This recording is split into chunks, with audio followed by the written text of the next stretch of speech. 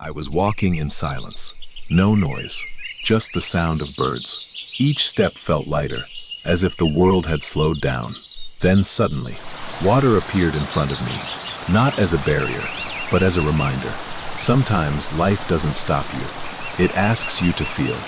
The water tries to pull you back, but you keep climbing. Not because it's simple, but because stopping is not an option. Growth doesn't happen in comfort. It happens when you move forward, even when it's hard. Subscribe to watch more videos.